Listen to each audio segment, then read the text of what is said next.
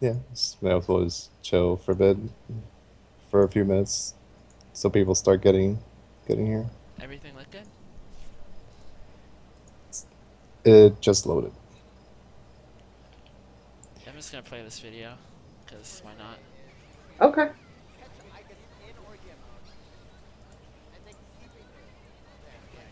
Let's see. I didn't realize these two played on stream. Yep, stream looks good. Mostly because I was busy recording Agro's matches against Jose and Steve. Oh yeah, I that like I know the feeling. There's nothing you can do. Yeah. I wish there was someone that recorded a lot of the matches. I wish I'd recorded more, but I wasn't even. I was too dumb to even think. Like, I didn't actually have enough space on my phone to just go record everything, otherwise I would have. Um, Someone needed to record Alex matches and Jonah versus Jo. That should have been recorded. I actually got there just in time to see the very final like rounds. I think, Mm. which is unfortunate. I didn't get to see until later. I remember seeing. I think I saw. You know what I think it was. I think I saw like the round count or the match count, and I asked somebody. So I got late there. I only saw the end, and that was heartbreaking. Okay, we can spam GU Thug, so things should be working. In the meantime, Koichi's going ham. Yeah, this is why you don't play Labrys in this game. Well, pure, weak character, strong player. I mean, uh, welcome, Indigo November. Um, yeah, pure definitely caught people off guard. Well, yeah, he's good. Fortune, unless you subscribe to GU, you can't have GU Thugs. That's okay. You can still. You can be with us in spirit, I guess. Yes. Even if you're not subscribed, please spam all the G thugs. So, we ended up going to the Anime Suite once to pick up Ryan's setup, right? And Juna is so kind, he didn't make us pay since we were just gonna pick up a setup. And Aw. what ended up happening is we had to leave because instead of picking up the setup, Ryan ended up sitting down and playing Daichan or someone. Oh no. And that Oh, setup never came back. Are you kidding me? Do you mean the setup I dragged out over there? You mean the one that like I got hurt and sweaty? Like, Yeah. yeah, I carried. Okay, I might. Wrath may no longer get to be a co-commentator at any point. Okay, but since enough of you, I guess, since people are here now, welcome everybody to the first of what hopefully will end up being more than one stream. We're actually having Christy stream things, and I'm hosting. So in any event, I am Mixed Methods or Neo Orgia. I'm one of the super mods on Dustloop, and I'm typically around in the Persona section. And I'm sure if you're watching, you probably know who I am. Christy or Base is uh, really also somebody I feel like doesn't need an introduction. Longtime Persona player, incredible at fighting games in general, knows more about this game than pretty much anyone else. And then we have Jose or Banana Ken, who definitely doesn't need an introduction, but go ahead and give your creds, guys. I'm sure Stream would love to hear you talk about yourselves. it's just let's say G thug, a single one. Yes. When are we getting the GUOS emote? That's what I want to know. Uh, With the photo of you from the steakhouse when not Christy anytime ordered soon. banana Foster's crepe. Yes. Feel free to make all the banana puns you want. Teasing Jose is pretty much Christy's favorite thing. So, but we'll try to keep that to a minimum. So what we're going to be looking at tonight. Oh, also let us know if there are any problems with the stream, if I talk too fast or we do anything stupid. um, Mm-hmm. Sorry, something funny happened in chat. So we're going to be looking at footage of Jose Chabris, Bananakin Chabris versus Soji Kuma Teddy. I call him Kuma. You can call him whatever you want. I just go with Kuma, which is an interesting matchup. But we should talk about the characters a bit first. Christy or Jose, you guys want to cover Kuma, and I'll take Shab. Sure. So, Kuma. So one of the main features of him is that he's that one character, the one item character. That there's always one in Arc 6 games. Like we have, like BlazBlue has Platinum, Guilty Gear obviously has Faust, Persona has Kuma or Teddy. He has a fixed item order, so like the items that come out are deterministic, but he has 2 different item rotations that he can choose from. Which is a huge buff for him this game. Yeah, and this is new for like for Ultimax, and that's a huge buff. But then there's like other things that change from Arena, like his DP has actual recovery frames now, and he's in fatal recovery. So one of the things you'll notice is that like Kumas will rarely, if ever, DP during a match.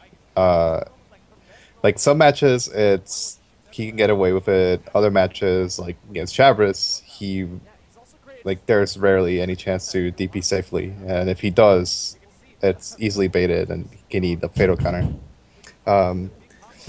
Actually, give me 1 second. Christy, can you take over for me for a minute? Sure. I think Jose's food just arrived. But like, you kind of covered the character. So Kuma is one of the strongest characters in the game. Who- I Beyond think- just having items, his buttons are really good. 5B is really good. He has one of the best 2Bs in the game. Just has a lot of range. Pretty good character. At certain points of his item order, you just lose. Neutral. Like, straight up, you cannot do anything, you lost. And that is definitely something that you guys are going to see in the footage and that we're going to highlight, because one criticism of Kuma, and Jose mentioned his DP having fatal counter recovery, is, one criticism is, oh, he has weak defense. The problem with so many of his items is they're guaranteed once out. So he can actually, even if he's blocking, if that item is still active, it doesn't matter. He's still winning. And Kuma, without even spending the meter for the item super or going into some special, tricks with his item order, can put you in situations in which neutral is just gone. And some small things people don't mention, like his new Awakening Super, with the big Shadow Teddy. Oh, Smash Nile Hit. Hand. Yeah, Nile Hand, right? So his max damage is pretty high in matches. You kind of could just die for no reason if he has too much meter. Although I guess that's the name of the game. Oh yeah, his mid-screen damage as well was another huge buff. But it's also neat that he has that super, because if he ever gets Persona broken, which will happen, he has to throw his items out to play the game. If he's in Awakening, he could use that super, not to get damage, but to get all his Persona cards back, because the animation's so long and Persona cards recover during it. Yep. He's also a character that just naturally beats a lot of LSs, particularly Fuzzy Jump. Yep, just jump and do jump B, instant jump B. It hits them whether you're standing or crouching or jumping. So if you whip for throwing Kuma's face or try to fuzzy jump, it hits you in both cases. It's like one of the easiest ways in the game to blow up fuzzy jump. And for another character that cares, or sort of naturally doesn't care as much about fuzzy jump, we have Chabris, who Jose obviously is the best Chabris in the world. So the Shadow Lab, one of the interesting things about her is that Japan has started sort of picking up tech, but generally her matchups because America has the best Shadow Labras, exploring her matchups is always a little bit trickier. So she is the requisite quote unquote puppet character, although really most of the time Asterius is just another persona. She's not a puppet character in probably the more conventional sense. Ken is probably better fitted for that model.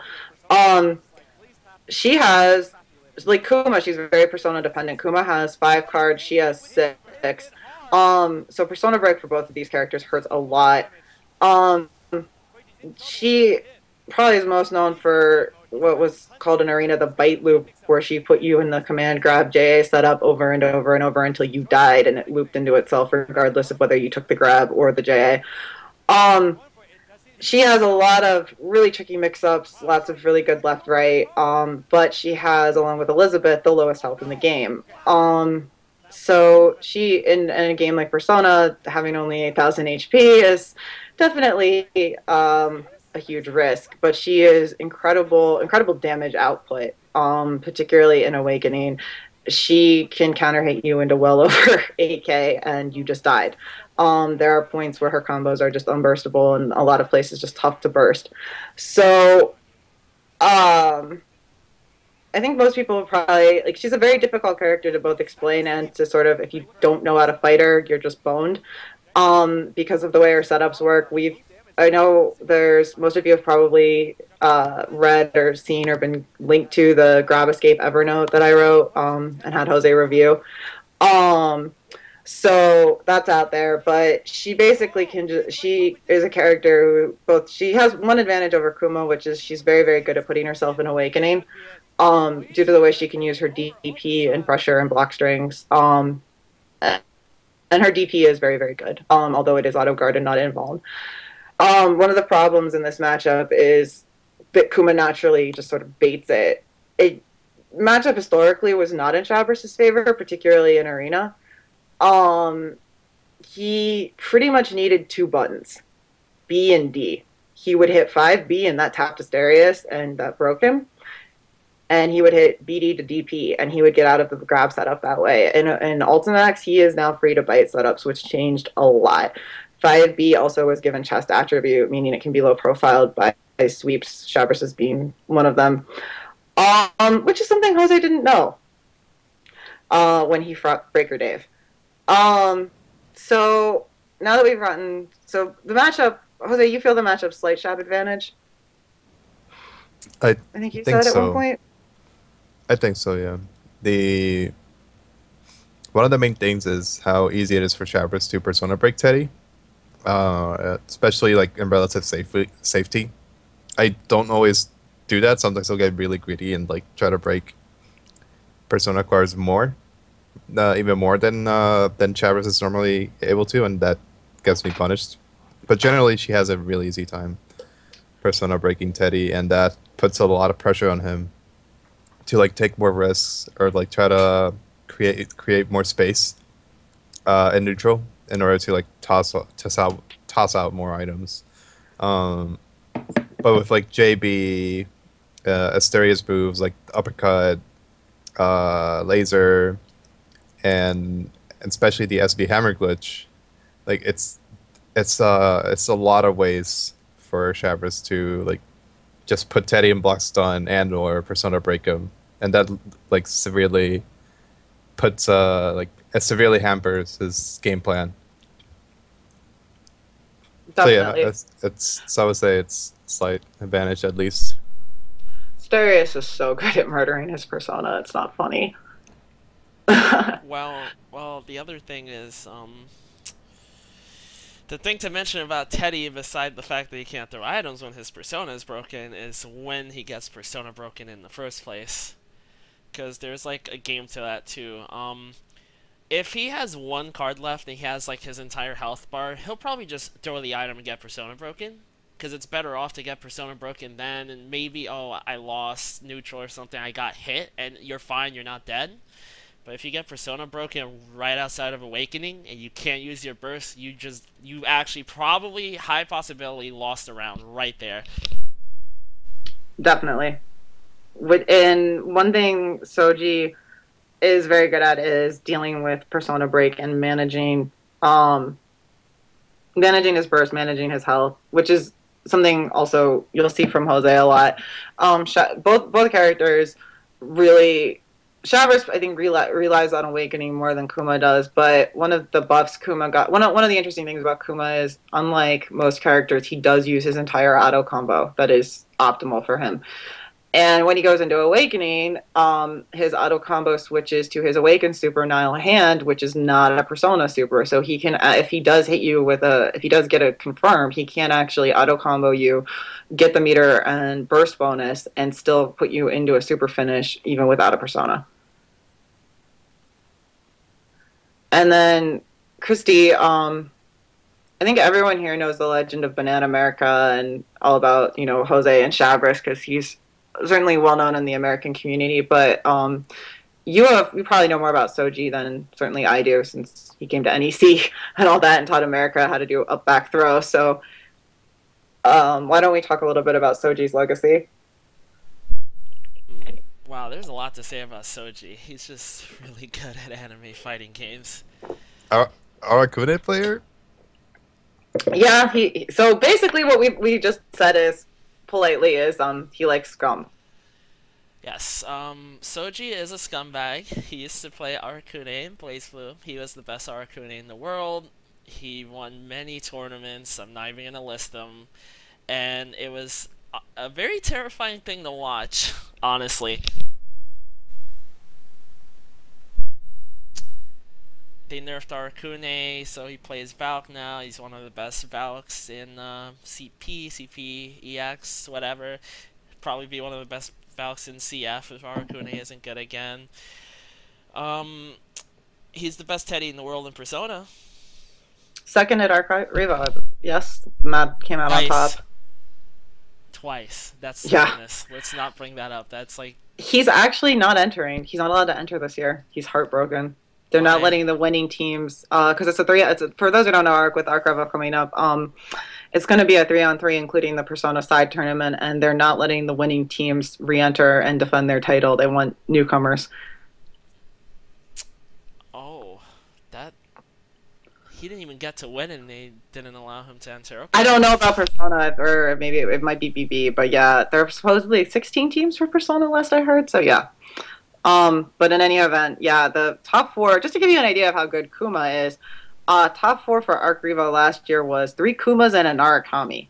And top 2 was 2 Persona broken Kumas slugging it out. So, Kuma is pretty damn good. Usually when players make tier lists or discuss the strength of characters, Kuma is always top 5. A lot of the time top 3 in the game. I had him at 3rd. I think you and Jose put Ken there and put Kuma at 5th, but I put him at 3rd. Just because of the strength of the items. But yeah, he is undoubtedly at least top 5. Where he falls after that is, I mean, everyone can agree Yosuke Narukami, and then after that it gets a little bit weird. It wasn't a team tournament last year, Alethea. Mad just won. Soji was 2nd. Shiki was 4th, and then who was 3rd? Just some random Kuma. I can't remember the results. Name. Yeah. It's the green Kuma though. Okay, that narrows it down.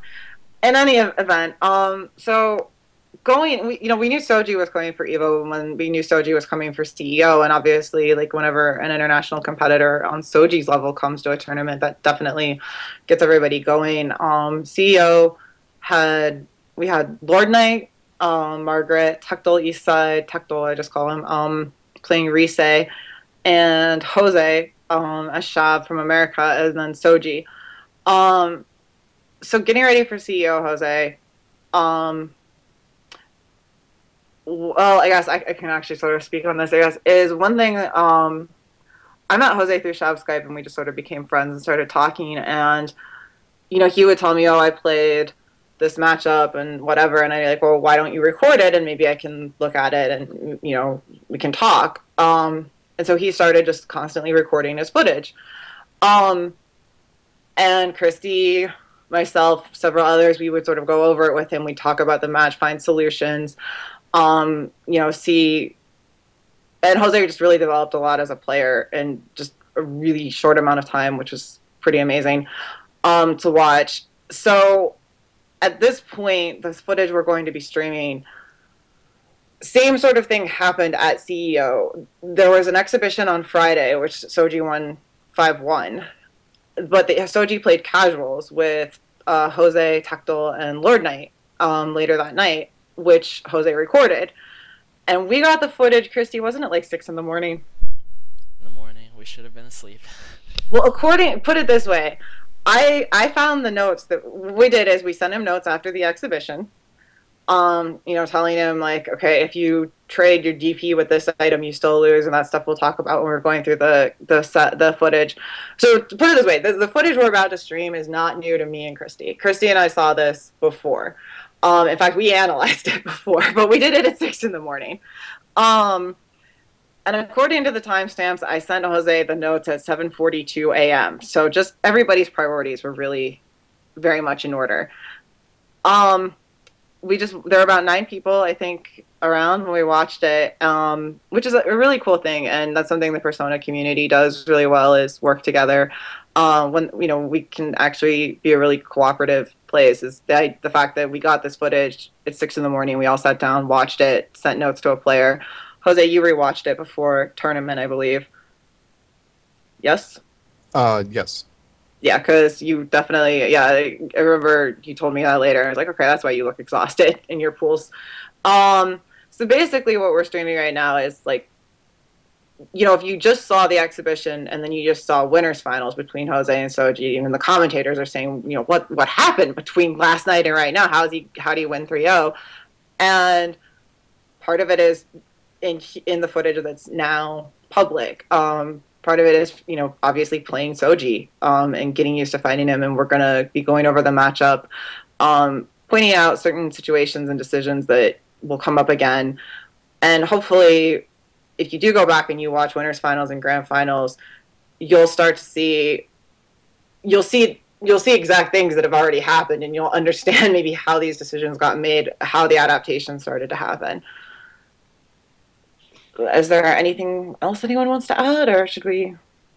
Well, it's just like, it's hard to kind of get that kind of habit going, like just like recording and watching everything, because honestly, Persona, it's kind of a pain in the ass to record, and in fact, you don't have an option to record locally. Period.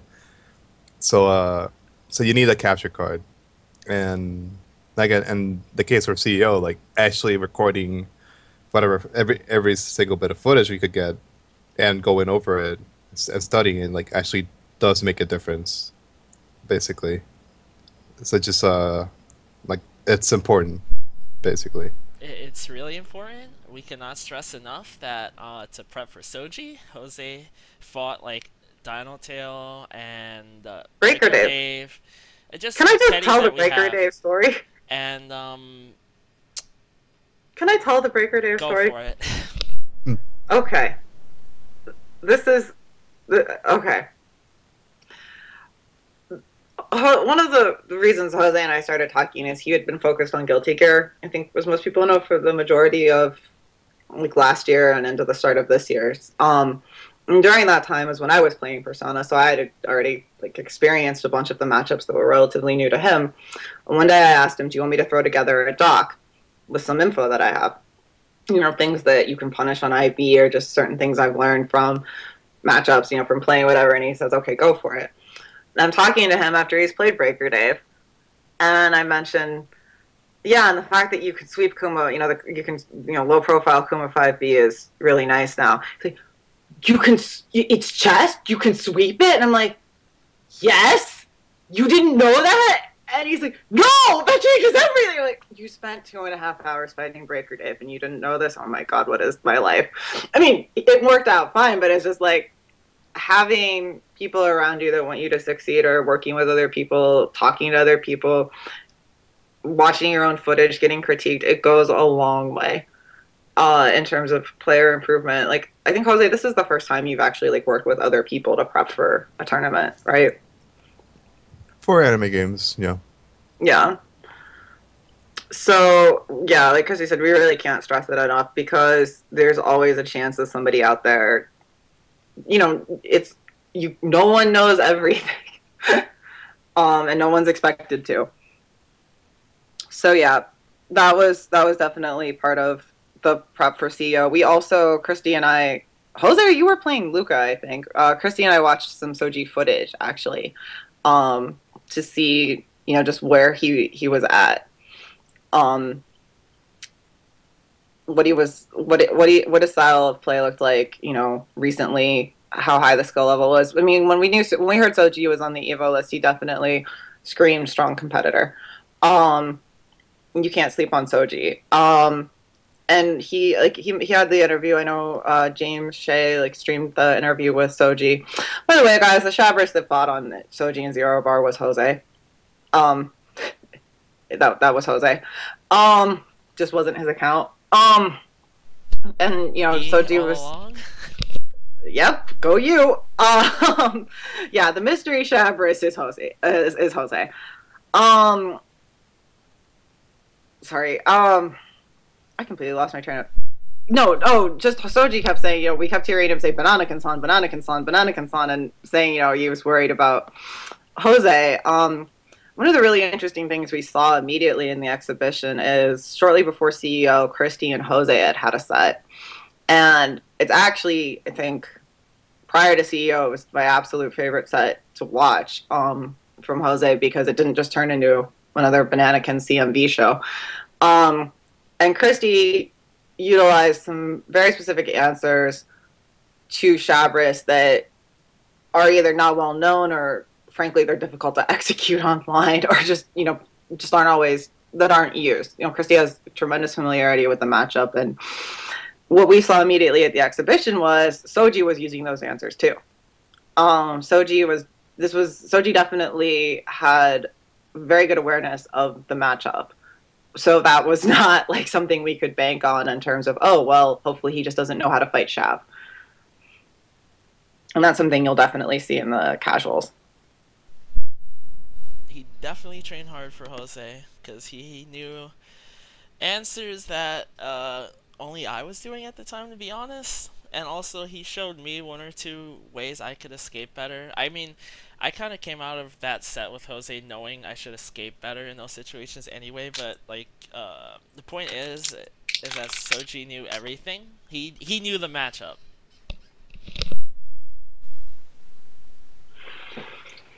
Yeah, he was definitely better prepared than I was, at the time, before we played. If you want to talk about a training mode character, people usually name Adachi, but Shabris is another one where if you don't know what she's doing, you're just gonna get hit by everything. Puppet characters tend to be like that. Cho kind of, yeah, the same thing with Ken. Okay, go Koromaru, attack Koromaru, win Evo Koromaru, good job Koromaru. Okay, I'm done. So, if no one else has anything to add, should we start looking at the footage? Yeah, probably. Jose, you have leader. Okay. So, yeah. Alright then. First we need to add the video. Let me grab it real quick.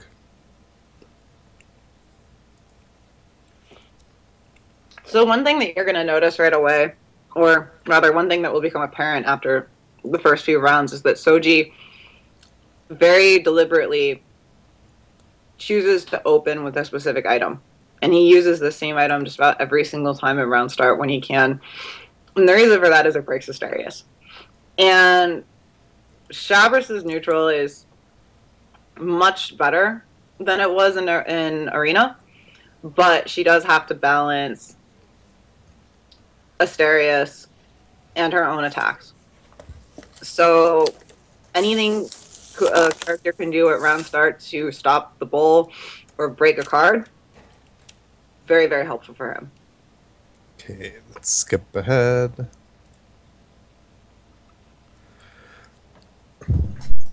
Be honest. Shadow Lapras takes off his Persona card so easily. You should give me a laser. I don't want a fireball. I want a laser that can run behind. Give me a sword. Give me a katana, You and I can have duel with an axe. an axe. How about we give Asterius the katana? Yeah, that works. Asterius Give it- now has J2B. All right, so you guys can see the match, right? Interestingly, this time Jose left music on during the set, but unfortunately, because they actually chose this song, it's going to repeat for the entire hour. We apologize in advance. Okay, that was, yeah. That's pretty Good pretty decision-making. classic. Like whenever I go for cross ups and stuff, just fuzzy jumping. It's like a pretty standard response. It's very effective against poorly timed cross ups. Will tend to sometimes go for throw in that situation instead of left right. So Right.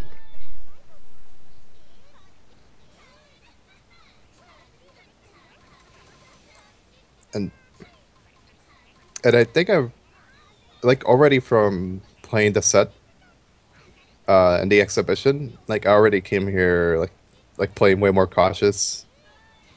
Like one of the things I learned is that he doesn't like try to overextend and like try to pressure too much.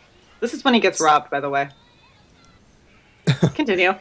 So he finds it like he finds like all the good spots to just kind of like wait and bait a DP, like wait for me to like mash something out.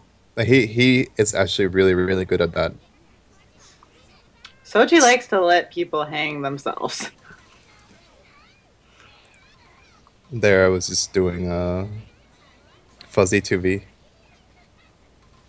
Nice tuck. Yeah, So one you of the did weak. Go ahead, Christy. no, that's all. It's good blocking. It's really it's strange to say that it's hard to block Kuma when he doesn't have high low, since outside of his all out attack he has no overheads. It's actually incredibly stressful to block Kuma, because if you're blocking him, much like when you're blocking Shabris, you're losing. Okay, we taught Jose to do that, and then that happened. Yeah, once Shabris makes you block a special from Asteria, she can super cancel into Titano. Can be a normal or a special. Laser has really nice blocks on. Now, this is a really neat thing that he used buckets there, because I noticed Soji would get to the buckets in the item order, and if Shadow Lapras was at lower health pools, he'd just hold it for Titanomakia, because that's just really smart. Which is, okay, for those who don't know, Teddy's buckets are glitched. If your super touches Asterius during Titanomakia, or Shab isn't blocking for some godforsaken reason, you end Titanomakia. While buckets are not a super, for some reason they are counted as one. They do end Titanomakia as long as they touch the bowl. So Kuma actually has a meterless way to end Titano, which is really good for him. So hoarding the buckets for Titanomakia is incredibly smart. First point, this is a bad situation for you. Yeah, some meteors coming up. Yeah. Oh, this is going to be something we're going to have to go back and discuss. Because this is a horrible guess. That's The just really Kuma. high level. It's And honestly we should go back for that. Like, because that Like- one's worth talking about. it's like the problem with like here's the thing like that thing that's like in that situation is just a gimmick straight up. Like I just messed up. Like first, like here's a mistake. I saw the meteors and I panicked and I was like, I tried to like run away, but I basically just kind of gave up the perfect position for him to like set that up. It's usually the Kuma that has to set up that situation, like either with like a really messed up like knockdown into buckets, or like something like that. There, I just kind of like stood there and let him do that. If it makes you feel better, Shiki got hit by the same thing. You, yeah, Shiki did. Okay, punish on Shane Knuckle. But- That was a really... Yeah. Yeah. Go ahead, Chrissy. With that situation is that if you made the mistake already and you're in there with that much health, you should have just got hit by the buckets and hoped that thing comboed into it so it scaled like a lot and you wouldn't have died. Yep. And there I kind of just test how he reacts to DP into TV punch. That's probable up back. He just got hit, not blocking there. On wake up. Yeah, the laser Oki thing, a common mistake that players do is that they try to delay tech like for way longer than that setup actually allows you. So they just end up no teching and they don't realize it and don't block. This is a moment of unfortunateness that ends up repeating in grand finals, but to your advantage. That time you were just late on the roll. Yeah, I think I'm pretty sure I just missed my super jump. Okay, go back to round start because I would like to talk about that. There's a lot in there. Let's see. Okay, right, yep. Okay. So you want me to pause? Yeah, can you pause when you're getting counter hit? That's actually worth examining because this is one of those situations that repeats. In fact, it repeats at the start of winners finals. Okay, so Jose's about to burst because he's getting counter. Jose's bursting because he's getting counter hit. At the start of the round, you went for chain knuckle to try to tap the persona, and Soji just flew in and got a counter hit. One of the buffs Shabris got is that she did receive chain knuckle in this game. EX version has projectile invuln really quickly, but into the move, but we just don't know the exact frames because we didn't know it had projectile invuln initially. Whoops, not in the frame data.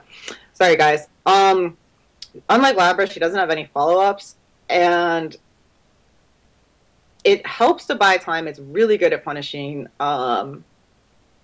Kuma's persona, but in this case, but it can also be low profiled. It is test attribute, and in this case, or you can just go over it, as Soji just did. And this is a situation that you will actually see reoccur when we stream winners finals. The first round of the first game starts off in the exact same way with Jose going for chain knuckle and getting CH'd cleanly for it. Yep. It's a really good tool in this matchup, except Soji's awareness is just really on point. It's very important that he's not letting Shabris get away with any kind of free knuckle shenanigans. Okay.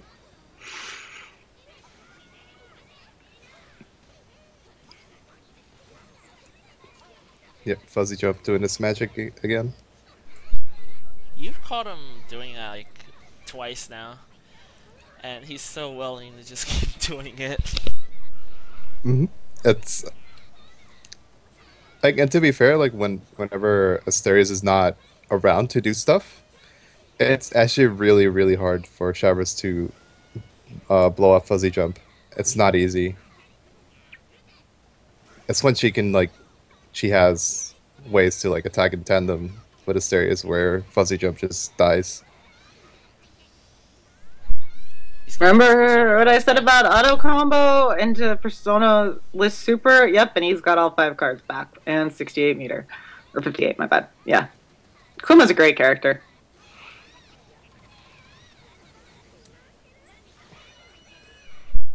So unfortunate. That was actually, he was in a bad position, but he got a hit. Yep. And the tides turn because this is Persona. Turn that easily.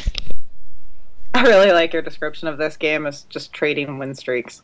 Because that really is what it comes down to sometimes. That's what it feels like right now, and that's what makes tournaments scary right now. See, there, he was baiting DP. It actually wasn't totally safe. I think he was counting on the ice to cover his roll.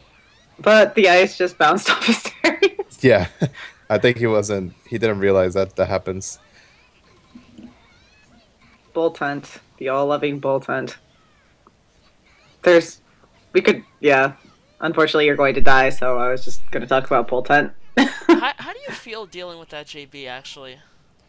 I think it's when he does it, repeatedly, I found out it's actually not real. It's not legit at all. But it looks like it's so tight that Shavers can't do anything. In fact, like as soon as you block one, you can just uh up back JA and it'll tag This Kuma for whatever he does. Yeah, that whole sequence. that's kind of what I tweeted to you in a DM that night. Yeah, it's just hard to like this is like one of those things that are difficult to get into the habit of doing immediately. And I just died. That whole sequence beginning with you in the corner was awful. Remember, guys, that we said that Kuma has items where neutral is gone? He also has item sets where you try to get out of the corner, you eat 2B. You're trying to block, enjoy this left-right. It's incredibly stressful to deal with. And then on top of that, he's JBing off of you. Like there were a lot of small adjustments I can make, but like getting into the habit of countering like Kuma doing JB, it's like I had to go into training mode and just see like feel it out and see how to get the timing. And I didn't have time to do all of that like from like late night Friday going into Saturday. Right. But there are a lot of other like things I caught on to that helped a lot. The answer Jose said, the JA, that's just the safest answer, but there's a lot of answers to that. Like say you're Narukami or Yosuke and you have a really good 5A, you can just anti-air it like that. Okay, can we go back to 1025 for a sec? Okay. Sorry.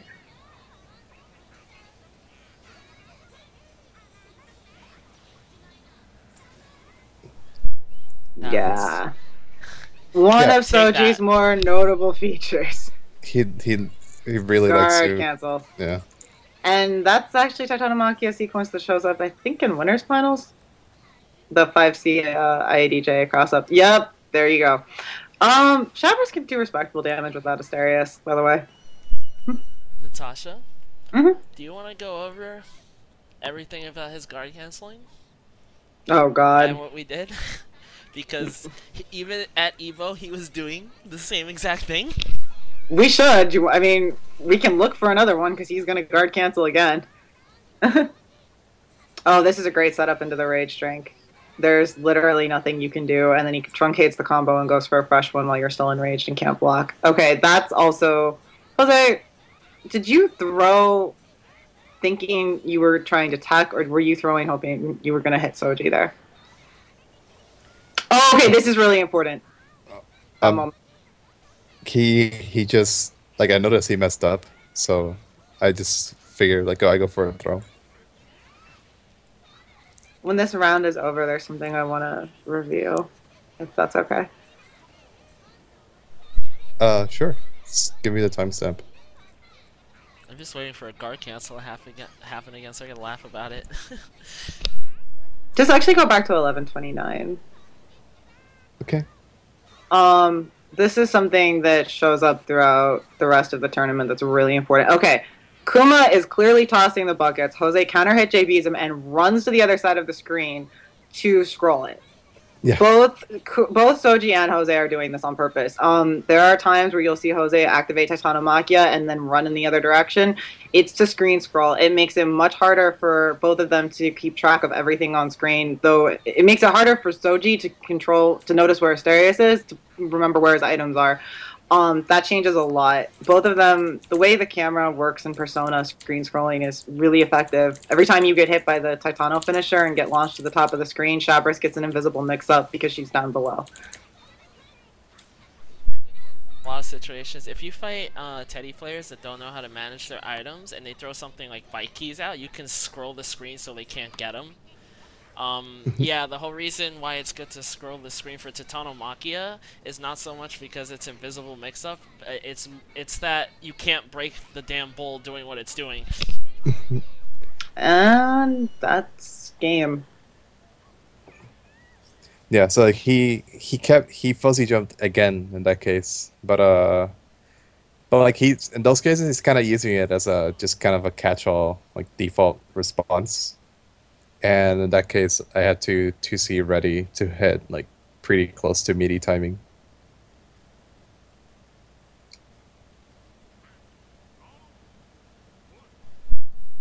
situation a lot though in general so far. So there's your answer to it. Yeah.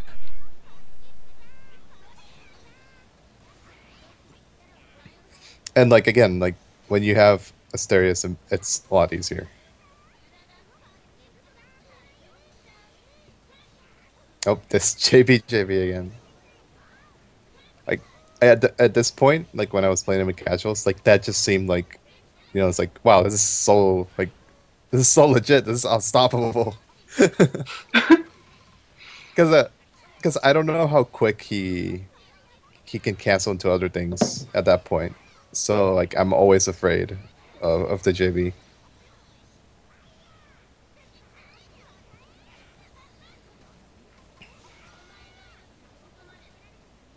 So, and at this point, I've held back on the DPs enough where I actually started doing them again, and they actually work. Actually, I don't. Do you have this in a doc? You should actually probably go back to that Titanomachia sequence and explain. I have it. Titanomachia 1359. resets. Yeah, the Titano reset. That one is a really 1359. Yeah, that's a really good sequence. Explain why you do that with Shab. Like, why did you go for reset instead of guaranteed damage? Oh, well, basically, I didn't have a way to kill him, and also, if I finished the combo, he would have just gone into Awakening.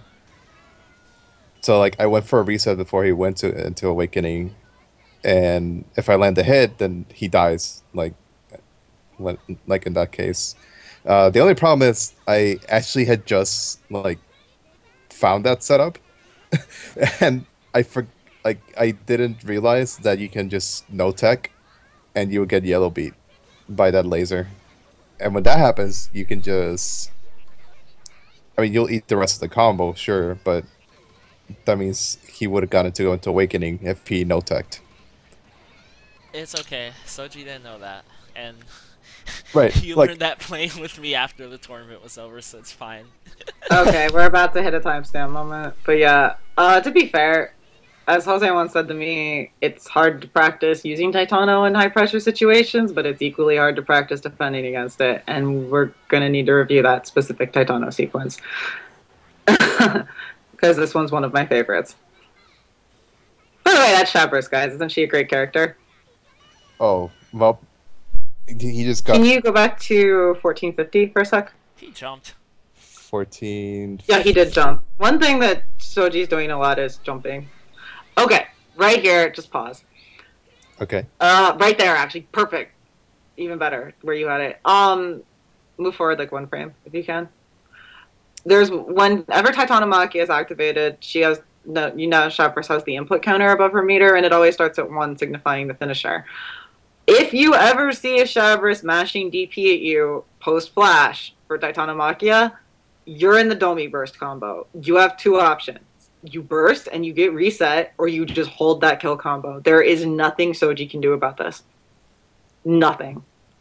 Well, in a second, you're going to see Jose just mashing DP, and it's going to be... So it comes out immediately after the Titano activate. If Soji were to try to burst, the DP would armor it. If he doesn't burst, he just dies. Not Domi. So, yeah, I said Soji, didn't I? Or did I say Domi? Yeah, we call this... You're forced to either choose to Domi burst or to just die. It's a horrible, horrible combo. Shout outs to Jonathan and Jose for putting this one together. Okay. And well, I'd like to add that that you can't mash burst, but if you delay your burst enough, it's possible to hit Shabris and dodge the Titanomachia finisher.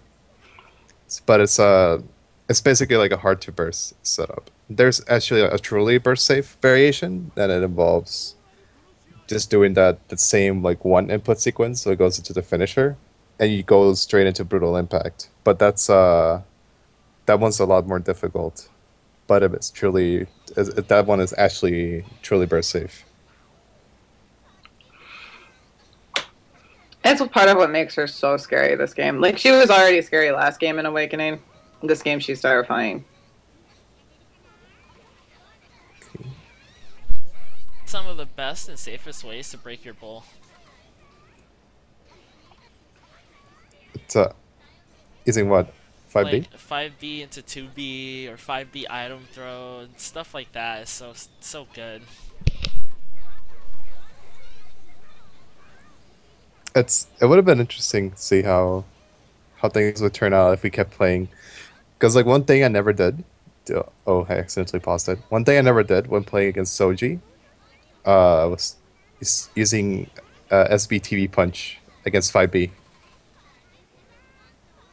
Because it's one of those like things that I needed to practice offline in order to get consistently. It's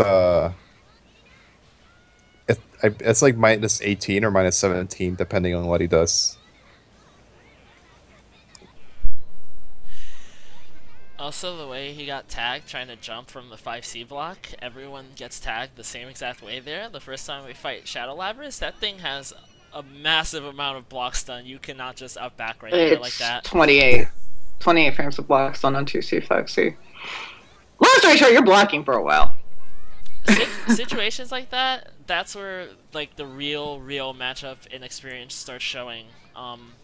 Small situations like that show for both sides, obviously. Like, yeah, Soji tries to jump that a lot, gets tagged low, and Jose doesn't know how to deal with jump like B. a fuckhead.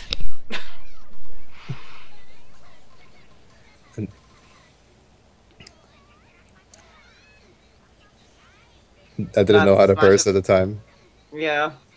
And that's what hurts when you don't have a really strong like character god or character player in, you know, when we don't, it's the one that hurts where we don't have a particularly strong Kuma, because you have to actually be put in the combo to know whether or not you can burst out.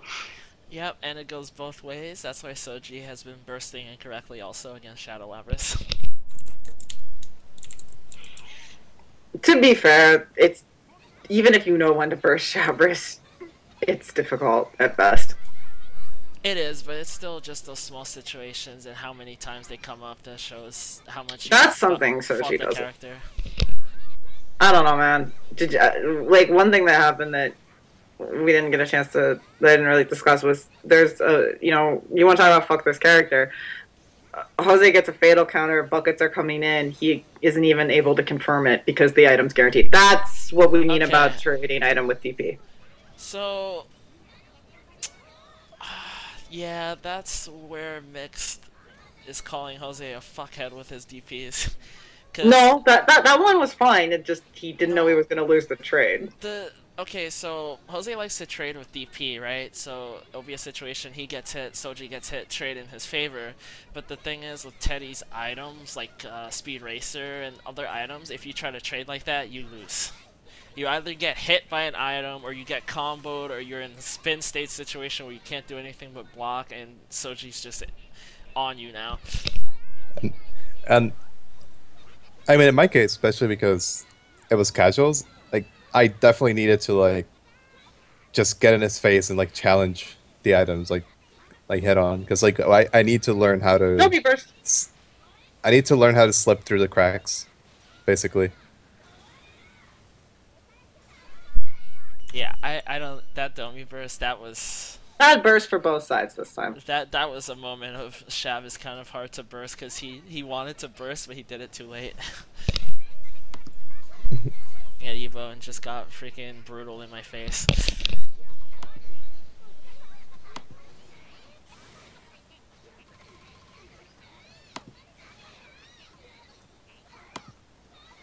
God, Kuma's annoying.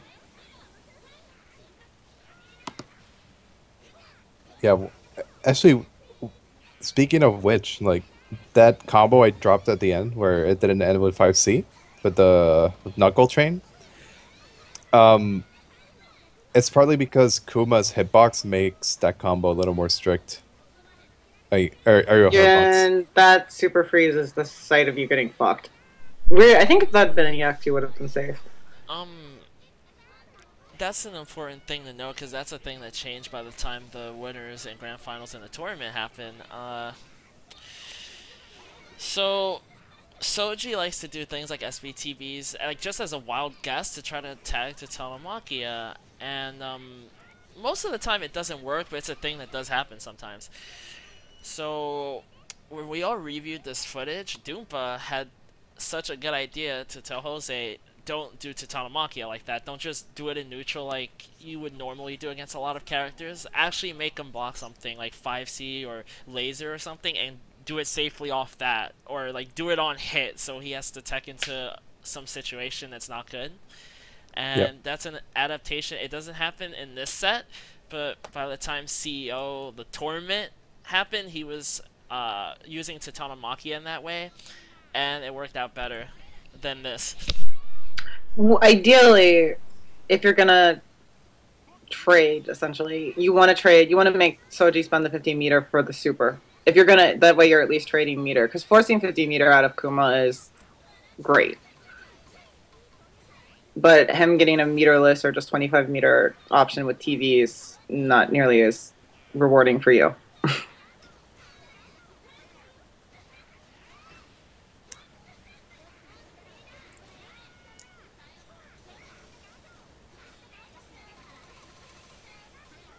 See, there's a case where Fuzzy 2B worked, but I was waiting for like IADJA or something like that, not the hop. So that might have been a misinput.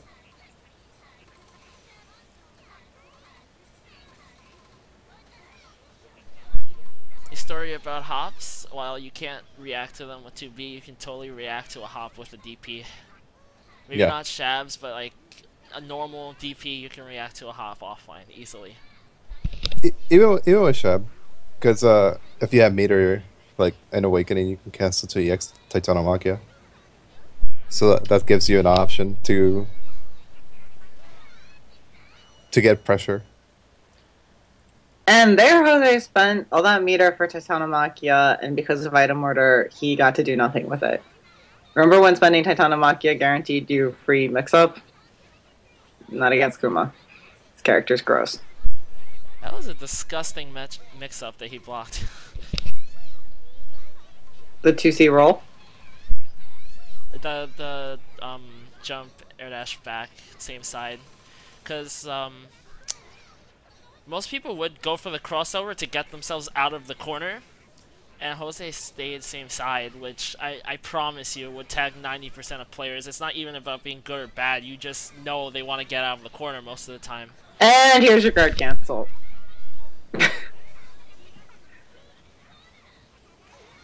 Yep. Tagged out a jump start up for jumping the command grab. Since Kuma's committed to something right now, Titanomaquia is relatively safe. He can't just fire missiles or TVs on reaction, but Circus Bear will still end it. Yeah, so there he did the Circus Bear thing, and already like you can see like it's just really gimmicky. If like without prior setup, if you just do it, you can easily slip out.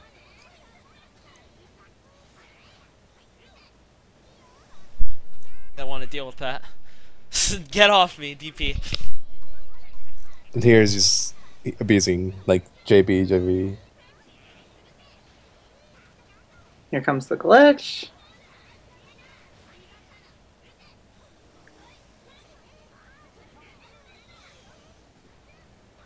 Oh, it's the big air throw hitbox. Well, that was a lose-lose situation. If you teched it, you were still falling into stuff anyway. Yep. Oh, Teddy! Kuma is a great character.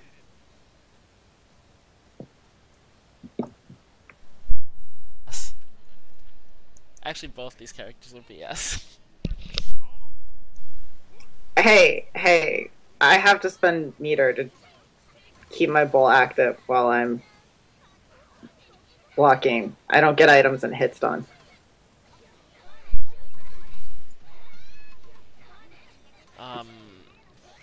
Yeah, Jump C's hit stop getting extended enough to hit you from the bull is funny. It's actually something Japan used completely on purpose at EPO. Little cute, interesting anti-shab tech.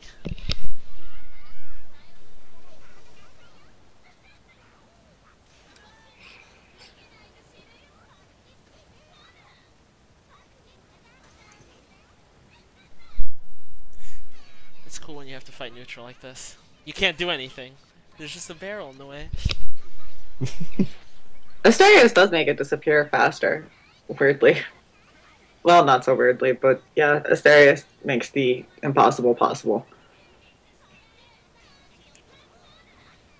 There, I'm pretty Okay. sure he was trying to Okay, you should. I'm gonna get yelled at because you just bursted Titanomaquia, and everybody's gonna go, but Mixed, you said I can't burst Titanomaquia. If Shadow Lavras does a combo of 5AA like that, you can burst her, assuming you're not too high, and it's a really hard call for her to take your burst in that situation specifically. So that's why bursts work there. Actually, Jose, why did you do 5AA there? Come to think of it. Can we go back? Yeah, let's see. Because, I mean, he did successfully burst Titanomaquia, which will make him a hero to many. It's not a big 5AA. deal. I'm pretty sure it's like it came with a prior screw up. Yeah. Yeah. Yeah, for one, like that 5AA shouldn't have hit that high. Like if that didn't happen, then I wouldn't have like any reason to like just to do anything other than just block. So yeah, like the 5AA was gonna drop anyway. He bursted, but he didn't have to burst, he could have teched out. So it was just unfortunate because I messed up beforehand. So, you messed up your combo selection, or you wanted a reset?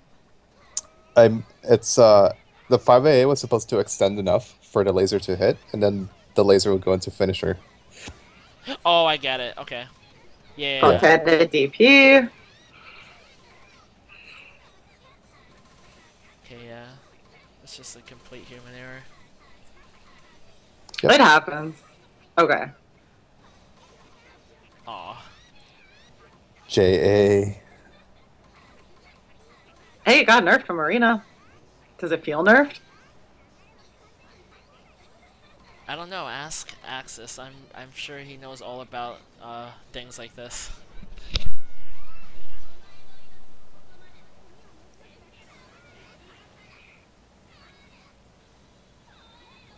I have no idea what happened there. I think I took too long, like, thinking of what Titanomaquia route I should use, and I didn't do the whole thing. Nice OMC. There's that projectile invo they got mentioned earlier, and it's a good reaction by Jose. You can react to TVs offline, by the way, if you Yeah. didn't know. That's like not hard, actually.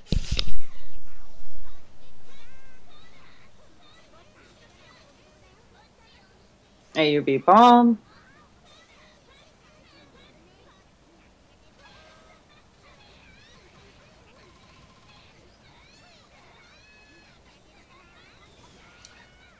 That was a really good DP because it got you out of the keys. Well, it got you the keys and out of the situation. Soji's so good at fighting for the keys. And that was an interesting reaction test. Reaction to what? You couldn't see her!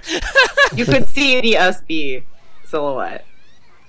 Yeah, you can sort of see the SV. It's not enough, I don't think. I think it's more visible than the AOA.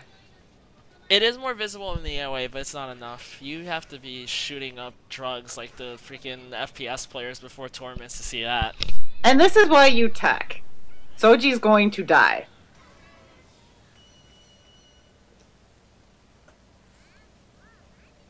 Oops.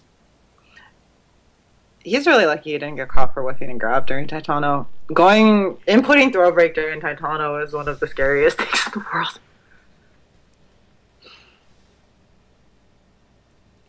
Yeah. Thing to note, don't tech the resets, but definitely tech the combos. Don't freaking die like that. Mm-hmm.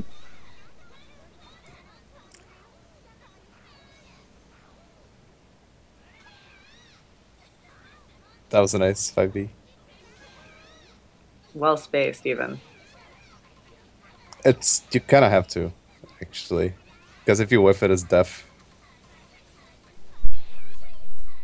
See, in this situation, I'm Sochi will probably just lose his persona. Yeah.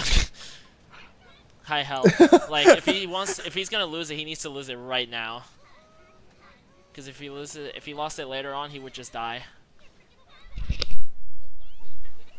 He has enough meter to just bear screw and be annoying and fly away from Shabris, and there he goes, first. Yeah. Yeah, the TVs are definitely a read. They are not being done on reaction to what Jose's doing. I mean, yeah. Ooh, good block. Good defense. Until he mashed. Ooh, that's unfortunate. At least you didn't Really? get fataled. Unfortunately, yeah. That would have killed.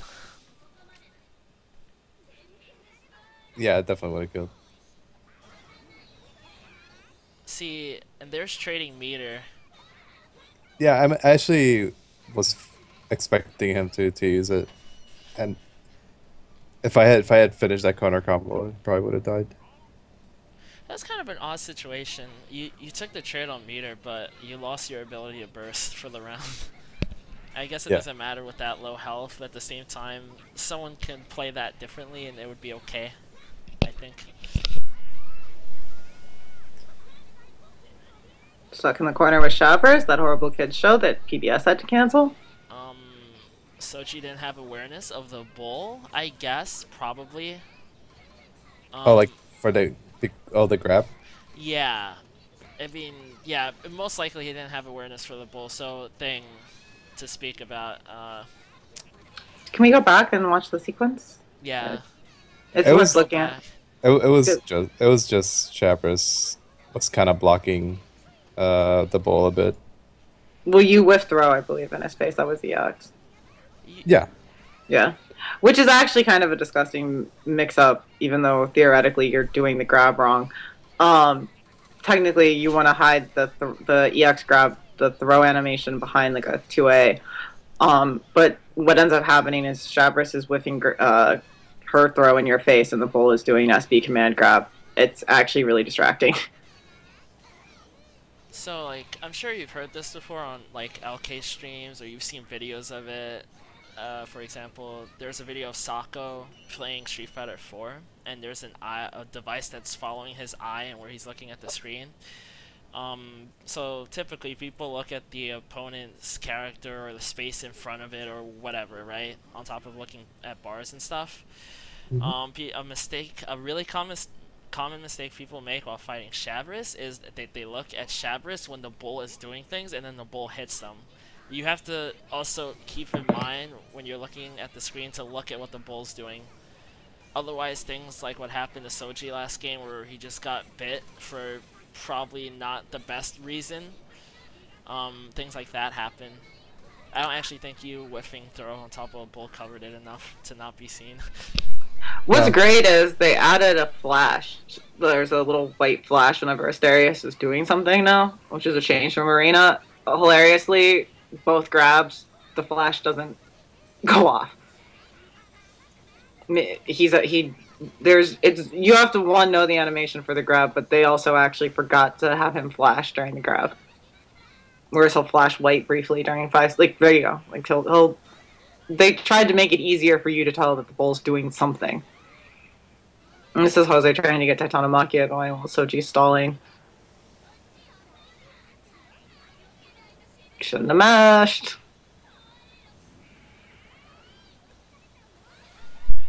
For a setup.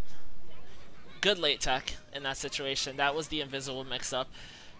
If you teched as soon as possible off that, it actually would have been kind of a little bit more difficult than usual to see what the bull and what Shadow Labrys is doing because of the screen scroll that Mixed was talking about earlier. And actually, one of the things I learned, like, I think this was probably after Evo.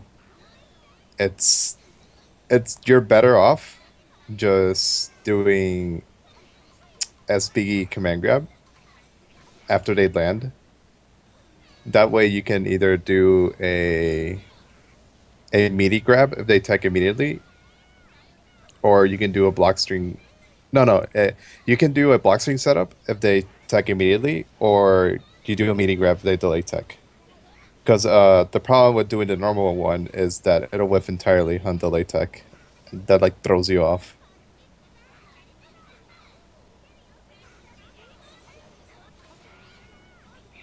One of the issues with Health Flames and or the finisher from type, there's another guard cancel that comes up actually in Winners Finals with proration, is unless the combo is extremely prorated, that falls untuckable. You're gonna get launched to the top of the screen by the finisher, and you cannot tuck until you come all the way down, which means that while the camera is looking up at you, flying high in the sky, Shabras is down on the ground doing whatever she wants with the bull, and you have to be ready for it when you come down. So if you come down mashing, odds are very high that you're getting counter hit. Yeah, believe me, I felt this character a lot. That situation sucks. I actually cannot react to things in that situation whatsoever. It's a complete guess. Definitely. It's complete off-screen mix-up. It's complete bullshit.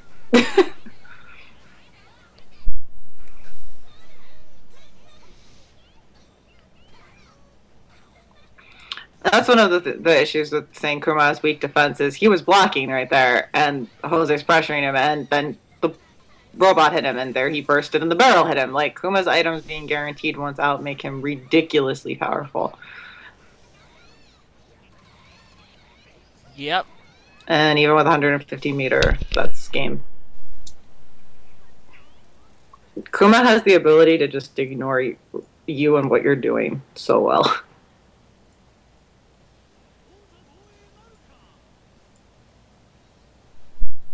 Play the game. And that wasn't even a bad burst, but bursting on the barrel means you're gonna get hit by the barrel. Actually, I don't know what you should do in that sort of situation. I don't know if you should just take the damage or burst and get hit by the barrel, but it just, either way, it's not just you blocking, you're getting hit. Like, you died. Suri says no, it's all over again. But it's good just to see, like, what the outcome of that is, just because it's such a weird situation. Off-screen command grab? Sort of off-screen. This is weird. But nice side swap. Soji, ooh, you should explain that, Jose. Yeah.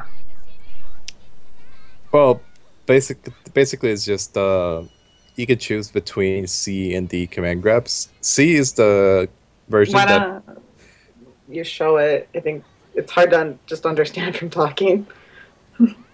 well, basically Shabras has two like different startups depending on which version of the grab she does. So I can mix up the setup and predict whether they're gonna delay tech or not, and pick the grab that best matches the timing I think they'll do for teching.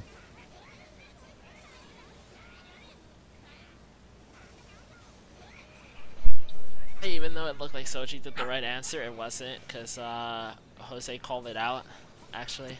And and ended up picking a different command version of the command throw.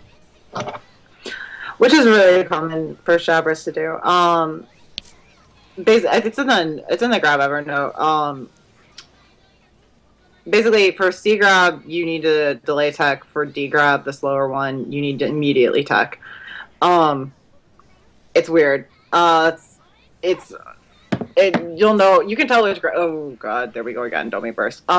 You'll know which grab you got hit by based on the element. Yeah.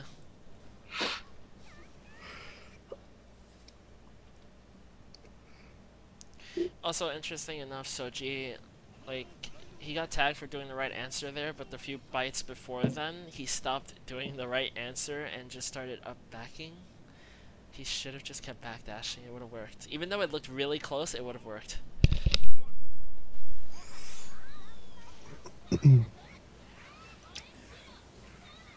That's what's so hard about fighting Shabras, I feel like, is just it feels so risky. And the reward she gets for you guessing wrong is so massive. Yes, that's the scary thing, but you actually have to do it. Wow, you got greedy. I think I just realized it too late. It's like as soon as I jump canceled, I was just like, oh no. It's okay. It worked out. Lucky you. Jeez. When in doubt, jump into the bomb.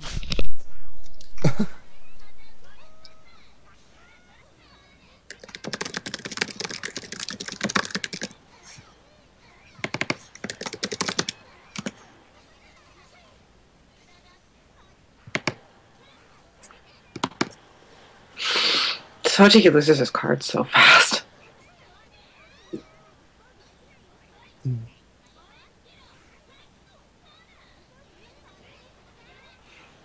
This is yeah. There's so many like predictive 2Bs that you kind of still have to do with Shabras, even with improved 2B startup. So you're gonna see me whiffing 2B all the time, but it's almost always covered by Asterius when I do it, at least.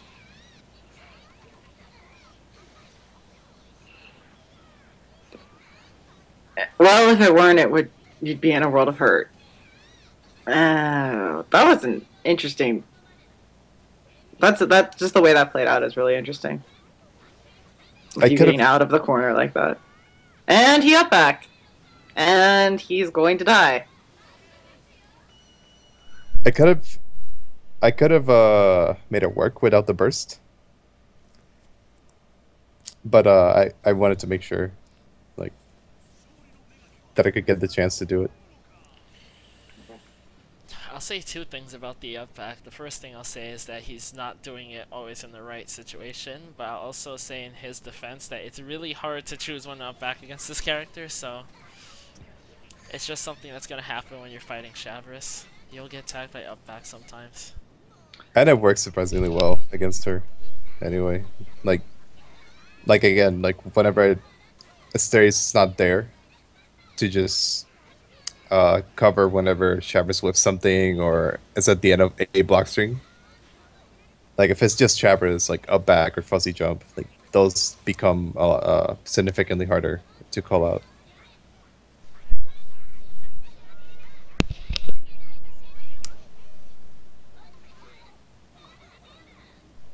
Christy, since we studied Soji's defense before CEO, what do you think of it in this set? He's doing everything we saw in videos. He guard cancels the same way. That 2A mash he just did a little bit before all of this happened was his fuzzy 2A mash that he does in those On air dash situations. mix-ups. Yeah. I mean, I don't know why he does it. Maybe he does it for empty jump lower grab. I didn't training mode it like specifically, but he does it on like that sort of situation in a safe jump. He does fuzzy 2A.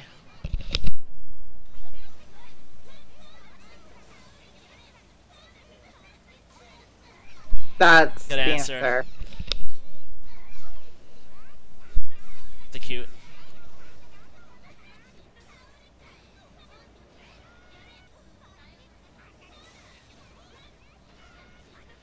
But yeah, when I studied Soji videos with mixed before CEO, there were certain things he liked to do. I don't want to call them habits or patterns, but certain things he'd like to do in certain situations that they always came up.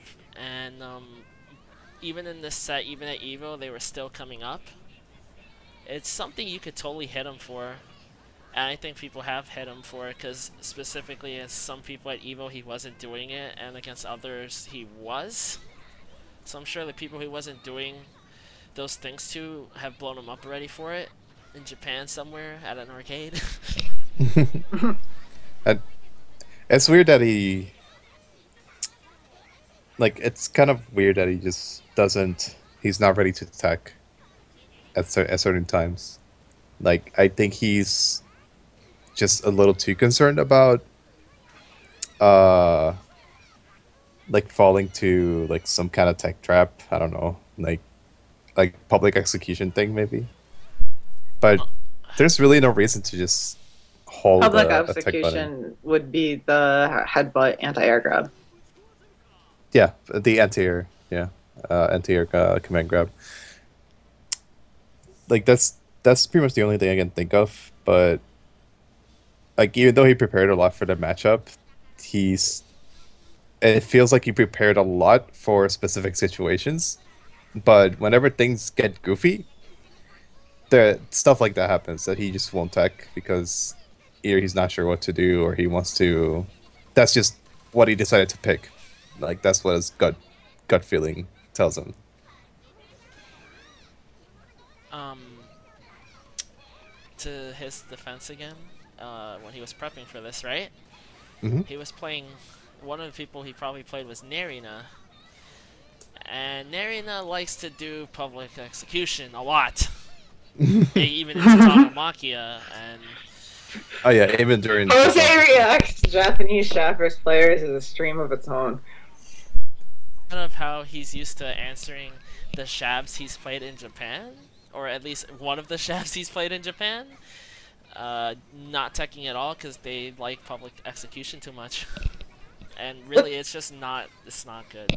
No, not that good. It'll work sometimes, like everything else in the world, but it's nah. The problem is they're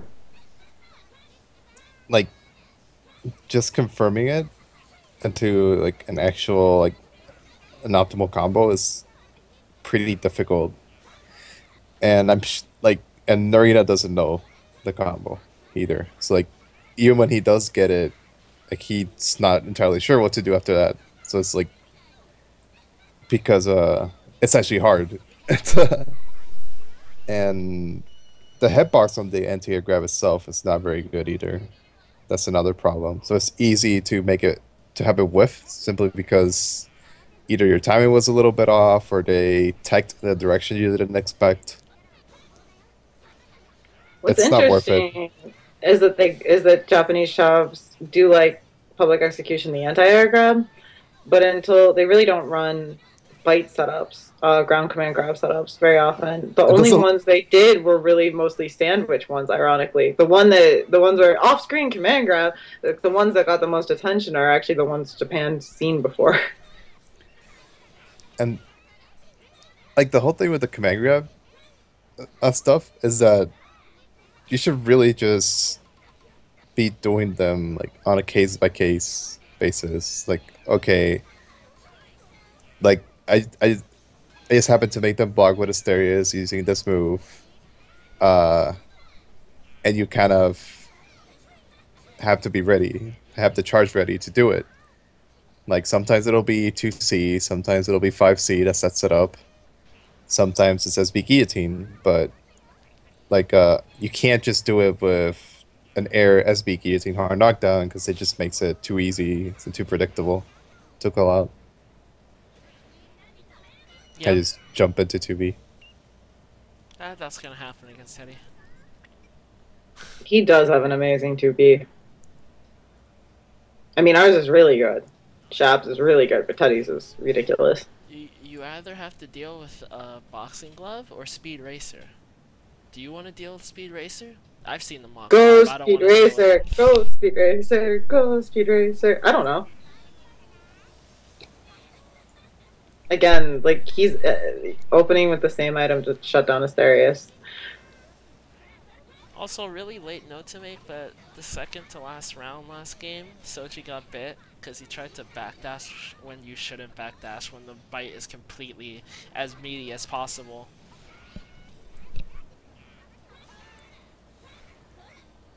Because, actually, Natasha, you have this in the doc somewhere, right?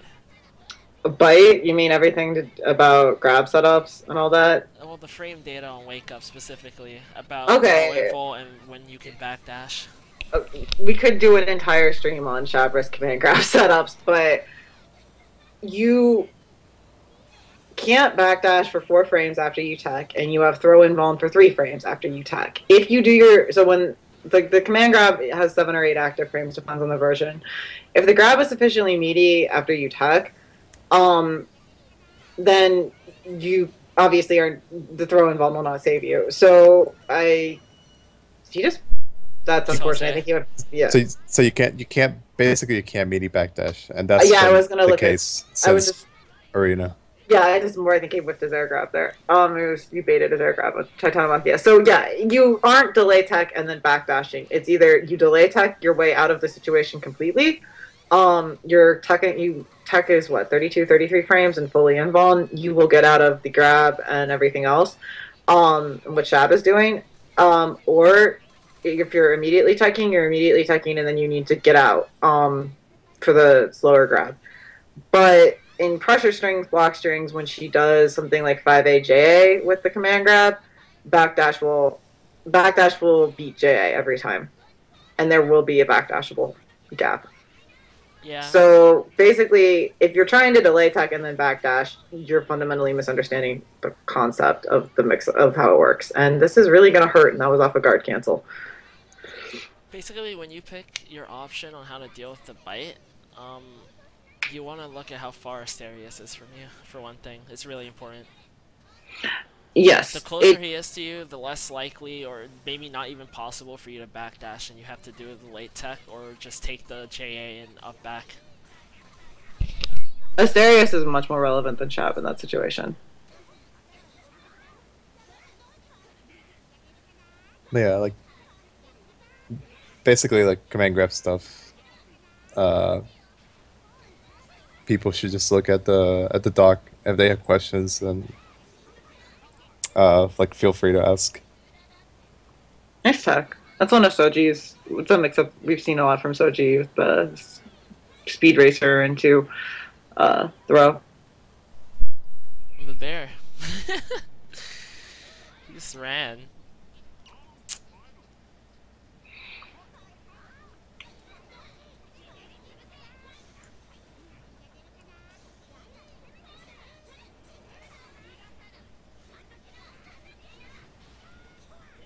Yeah. Good backdash.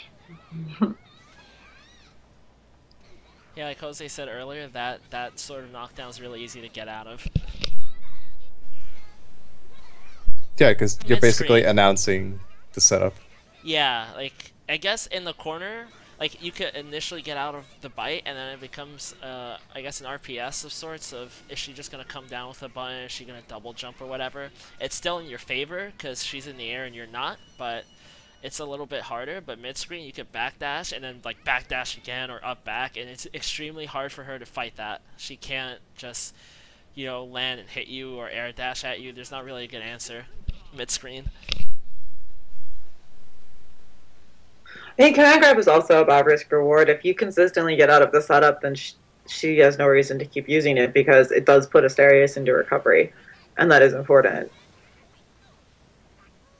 So being able to get out of grab setups is also really essential if you want to manage the character.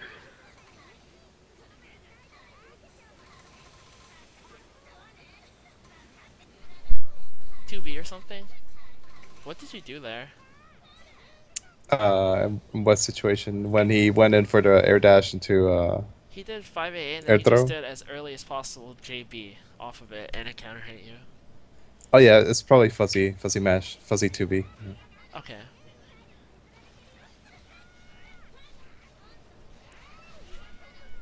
Not had invuln until frame 7. Well, that setup's just cheap.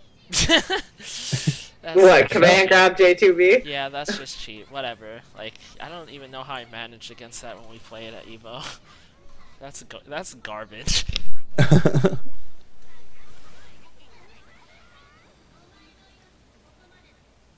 You guys are great friends.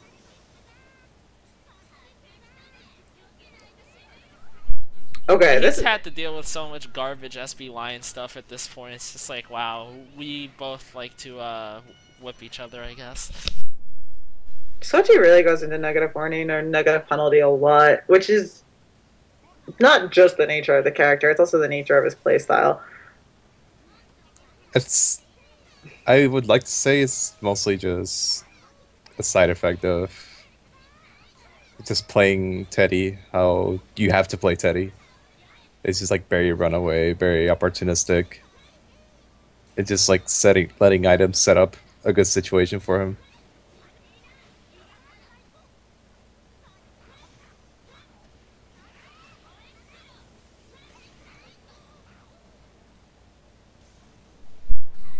was really lame, actually. And this should be familiar to everybody who's talking finals. That's Yeah, tricky. it's easy for that to go unnoticed. Like for, like I wasn't surprised that Soji like would forget about that because it's so many times where he would just get a bear screw successfully. That like that one time I actually decide to like go for it, and it's like DTV punch, and then he finally does bear screw, and it's like it's hard to expect that. So I just like okay, I'm sure if I do it at some point it'll work because I haven't done it like for a good amount of time.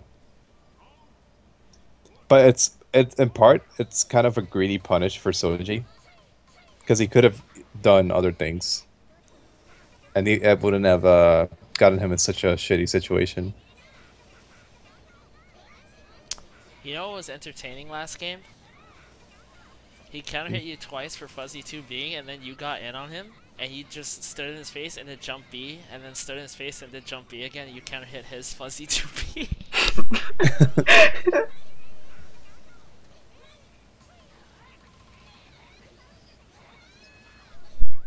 Honestly, it might have not been a fuzzy 2B, you might have just reacted late, but it's just funny that you caught each other's 2Bs. Yeah, Teddy can definitely be reactive with 2B. That's probably how he should always be with that move anyway, because even though it's kind of fast, it has crappy whiff recovery. That's not gonna hit. Yeah, Wow. the landing recovery they added to Titano being in the air still helps.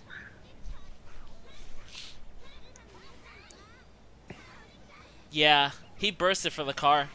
He didn't want the screen to scroll away from it. Yeah. That's a good call by you to sweep him. Screen control is crazy important in this matchup just because there's so much stuff going on, and Asterius' fat ass really doesn't help.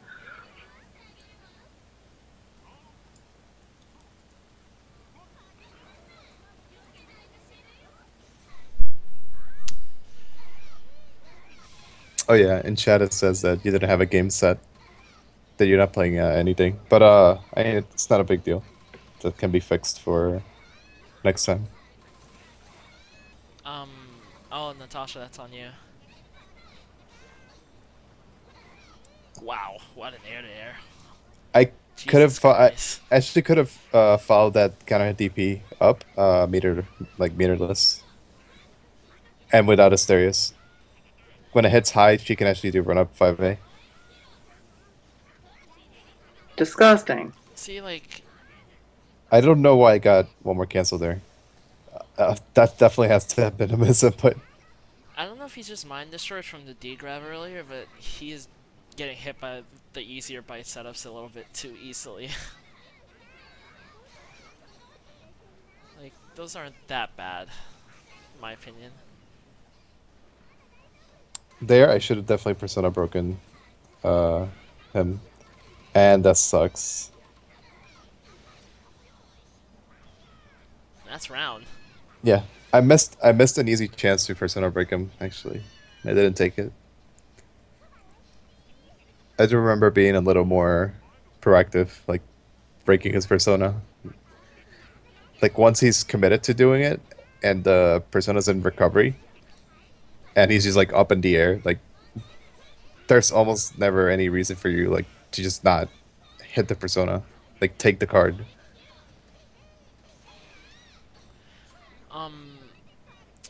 So, like, you've shown this thing where you run up and you 5A while Sochi's in the air. Mm-hmm. I'll explain that really quick. You know how people... You did it again. God damn it. Jesus Christ. Why do you jump into shiny things? You're like a moth to flames. Like, He just there's a bomb, likes jump shiny in it. things, okay? It happens with Rise, it happens here. I can't. I tried. I play Narukami and I shoot balls, and they shouldn't matter because the bull blocks them, and then he jumps into them sometimes. No, He's a bird. so You know how people talk about BlazBlue and 2A anti-airs, how cool and good of an option that is in Persona? 5A anti-airs? Yeah, Kinda. I mean, obviously the really good players know about it. Kind of a little underused at mid level and below. And in general, just people don't talk about it. 5A anti-airs are really good. yeah. It's actually a lot. It's a lot more noticeable when you play offline because you can all those scrambles that occur when you're playing like against characters that like to jump a lot. Like you can either cross under them or they're like coming in from a weird angle. That's like not easy to 2v. You just tag them with 5A. And there's not many moves that can challenge 5A at the very top of the hitbox. It's actually here. I'm going to. But yeah, so this is winners finals. So this was after this set of casuals. Yes, this was after all the feedback about how to fight JB, how to use your Tatanamaki a little better. Um, the fact that certain things work against Sochi, like you can take advantage of how he guard cancels. You can hit him. You can hit him with overheads offline. That's a thing. After I think I described your DPs as fuckheaded. Yes, fuckheaded DPs be gone. Yeah. Actually, Yeah, let's get it. Natasha, since you've been quiet and it's kind of you, even though I helped a lot with the analyzing, these are your docs. You should speak about the adaptations that are about to happen from that set we just watched to now. Oh boy. This is where it gets fun. Oh, all right. So immediately, Chain Knuckle gets stuffed, and this sucks. Yeah, Kuma used to not do so much damage mid screen, and then this happens. DP. What's happened is this is actually where I'd actually Jose. I think like one topic that recently came up was psychology of players. Like, how did you feel about Soji? Like, did you feel like you understood how he fought after playing him previously? By the way, he's dead. Soji's about to die. So I definitely felt um I definitely like started to get a feel for when Soji like was afraid. Like where he wanted to create distance no matter what. Or like he wanted to keep me from like getting an item. I started to understand that a lot over a long set, which was very helpful. Um and I guess going into the match, like just the fact that I got like so much practice against Soji, like it definitely helped me in just keeping my cool and just playing well. I did like drop stuff like here and there, but it was still like way better than the exhibition. And I was already doing better in casuals, but like this time when we played again, like I it felt like it did like even better still, which definitely like just kind of helped confirm like like yeah like there was things that we caught on to like I used almost all the feedback like on demand. Like there were like I said there was some things in training mode that I needed to sit down and do and I didn't have time to cover everything, but most of it like I was able to adjust to like the mistakes from like exhibition and casuals. It's really interesting just watching the same situations and seeing the answer show up. Like and like really like I'm more of a player like that's like the way I end up beating people is just like I just learn when they're not like when somebody else is just not blocking like and spacing and in neutral and stuff like where they're gonna get tagged most likely and like that definitely happens a lot more during this set. Like not even during set play or Oki, like it's just like just getting tagged because like I know they're trying to do something else. Yeah. Well, I mean, one thing we did know going into CEO was certain things about like that he did have problems with reacting to overheads, like just offline, just from seeing him fight in numerous offline matches, and there really just pays off. He actually became increasingly better at blocking it, but you could tell that he really needs to focus on it. Like it doesn't I I don't want to say he has bad reactions, like but I think like other players would be able to accommodate the possibility of an overhead and accommodate a lot of other possibilities as well, which translates to just having overall defense if you can keep many options in your head at once and react to all of them. Like it seems like Soji, he needs to learn like, okay, these are possible situations where an overhead might come, so let me focus and look for it so I can block it. Like that's what I got from him when I was playing him. So like I can so all I need to do is just pick more weird situations to do overhead. Can you go back to when you DP'd? Yeah, that's really disgusting. You got away with that. Yeah. Okay. So. Yeah, he was not fully familiar with. The more common string would be DP5C to keep the DP safe. His He got awareness command of the grab. bull is just not there. Like That straight up, it's just not there. the the problem is that he was waiting for a super and it never came. Like what came is just the bull and he was hungry. The thing is, you can wait for the super and see the bull bite. Yeah, of course. Of course, but it's the first time I actually do that. And so like the thing is you want to be able to react to whatever I'm doing like just by like just thinking through things logically. Because if you want to like memorize every single situation a Shabbos can put you through, like it's just never gonna end.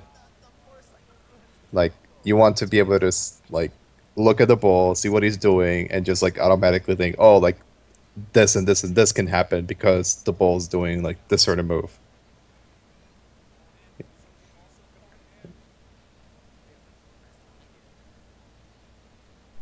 And here's Major adaptation right there. Yeah, laser block stun being as ridiculous as it is. Funny story about Jose. He didn't know you could cancel bull moves into Titanomalkia He didn't know you could cancel specials into supers on hit and block. until this week before CEO. When I told him after he thought he discovered it on his own in the lab. Good job, Jose. You're the pride of our country in this game. Yeah, I think didn't I scream at him in all caps on Twitter? it's I discovered it on accident after being like led on by I think it was you and Brenton about No, Brenton thought he glitched Asterius again, Right. and you thought you found something new because you didn't know you could cancel into a super off a special on hit or block, because Asterius' cancel properties outside of the whiff bullshit are basically that of another human being. Okay. All right. Well, the important part is Adaptation happened. yes, I started using it immediately. And see, like here, Soji is starting to block the SB guillotine, and like I said, it's just one of those cases where okay, this is a common overhead point, so And that he knockdown is what we mean by it's an obvious grab setup. yeah. Cute But adaptation by Jose. He J'd the missile. Good job. When that happened, I was hyped, actually. That was really hyped, actually. Seeing that at the Super Freeze. and also the command That's grab, the SB guillotine into command grab, I actually made it a lot faster this time, so that it would guarantee the meaty hits, so that backdash is not possible. Because I knew he was trying to backdash out of that. It's interesting. Like when he was asked like why he was jumping the setup and all that, and he was saying, "Well, I know backdash isn't gonna come out, and like what is it? I can't delay. I can't. I know I don't have the delay tech timing, and backdash isn't coming out, so screw it. I'm jumping or DPing apparently." That's actually completely correct. If you didn't pick your answer right to get out of the bite, you want to minimize it by not getting bitten, just getting hit by the JA. Oh yeah, because there's something they didn't. Okay, that was a nice mix up. There's something very odd that her ailment duration lasts a very long time. Reset.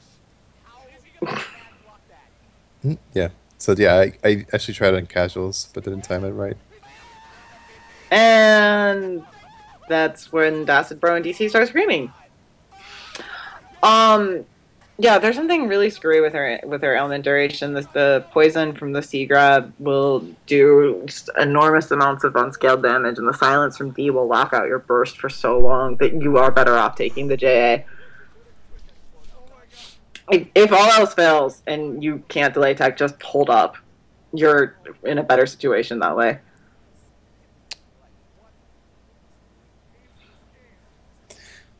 So yeah, so hopefully, like now that we've gone through the footage and everyone's gotten to see certain mix-ups and heard feedback from Jose and all that, things like grand finals and Soji's own adaptations that come into play during grand finals will make a lot more sense. Because there was a lot going on like behind the scenes where just there were a lot of people looking at footage and sending answers.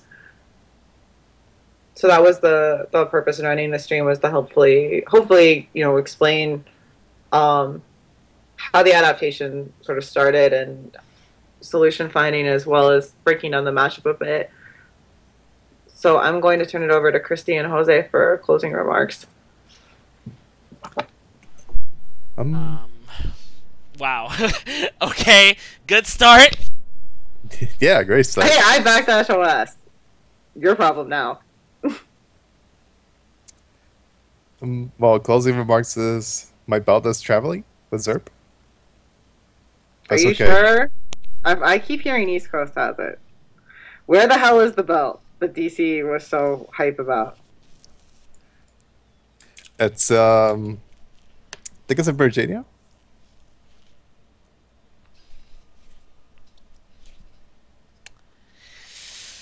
A little far away from home there, isn't it? Yeah. You know what should be there? The Docky. No, Daki is in another home. It's a guy called Stone, Marvel player. I think he, I know him. I was in an IRC channel with him. Actually. I think he gave it to somebody else though. Like he gave it to his roommate or something. You win the best trophies, you really do. Wow. Yeah. Anyway, I don't know. Closing remarks. Both these characters are bullshit. For one thing. And so since like the sets are so short and there's so little room for error, like it just makes it so important to be able to play an opponent and just kind of understand like how the player versus player aspect like works out between you and that opponent, because you're not gonna have like just because of how Persona works, you're not gonna get many shots. You're not gonna get many chances, and if you mess up, or if you need to like learn something throughout the course of a 2 out of 3 match, chances are you're not gonna get enough information on time. So being able to get that experience and being able to review like replays and get feedback and all that, it's extremely valuable. So like if I could do that with like every single Japanese player that went, I think I would have been golden. But obviously that's like a luxury, and ideally you would have made this kind of preparation like without having to play them like directly. But for that you kind of need a bigger scene, and you need a wider variety of matchups available to you, and we don't have that, so you have to make do with what we have, which is like we have people that are just kind of like willing to work together, uh, and like I would record hours and hours of videos, and they look at it and they just kind of like keep pointing out like either like both good and bad things of like what I'm doing, and good and bad things about what the opponent's doing, and just doing that like goes a long way. Yeah, that master playlist that you recently put up of all your free Evo prep, that there's Christy and I saw all that. Yeah, And more. So if you think 100 hours of Jose footage is bad, we probably saw what, 200, 300, something ridiculous. yeah, it's gone through a lot of footage, but it's definitely necessary if you want to like really like any fighting game you want to take seriously. You want to do that to some degree. It may have been higher than normal for Persona simply because that was the best available tool that we have at the time. But yeah, that's uh that's pretty much it. It's I like, just think it's interesting to see like both your growth like over the course of the sets and then just in this one just as CEO, just how quickly it happened.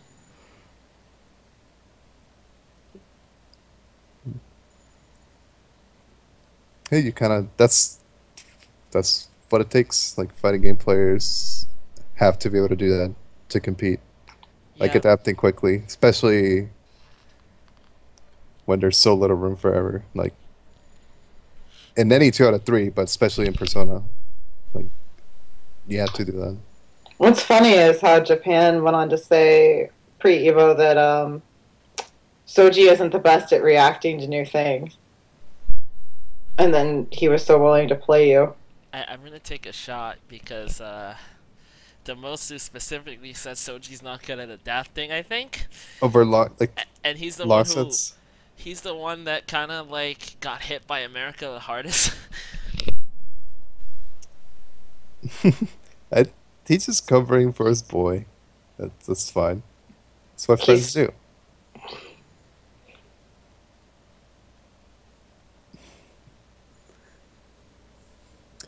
But but I mean, yeah, Evo was fun. So if yeah, I've been talking to Atlas. Ideally, we'll be able to use the first to fives that you played on stream, which would be amazing because there are some really good sets in there. You versus Agro, Koichi, Cho, and the Mosu. hmm, yeah, it sounds fun. I haven't seen the replays of those yet, so that should be interesting. Spoiler: the only Japanese player to take a set off Jose out of tournament is Pure Pure. It was out of disrespect for the character. What happened? I got impatient against Lavris and died for it. God damn it, Jose. Yeah, so the Lavris player actually is the only one to take a set off Jose, not Sho, not Tahichi. It's just kind of funny. Yeah, I guess what I want to say is teamwork's really important. It is, and I think it's a sign of a healthy community. It was good here. I think it's good in like I don't know every scene. I think it's good in Unio, like 2GIG and his entire scene. They work together to figure that game out, and they have to. That's cool. Um, People should do that more, probably. In anime, I don't usually see it happen, and it's not that it has to happen a lot, like Jose said, but it definitely should happen. Period, and it doesn't.